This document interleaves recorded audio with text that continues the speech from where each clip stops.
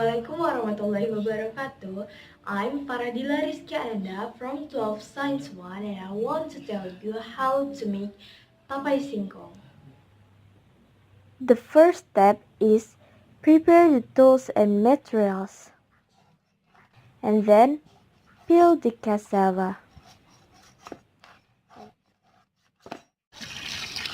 After that, wash the cassava until it is completely clean.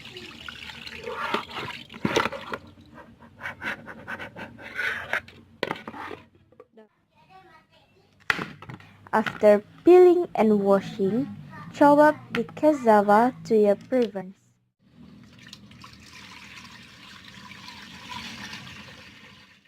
Then, steam the cassava in a steamer until it's well done. Take the cassava off the steamer and let it completely cool.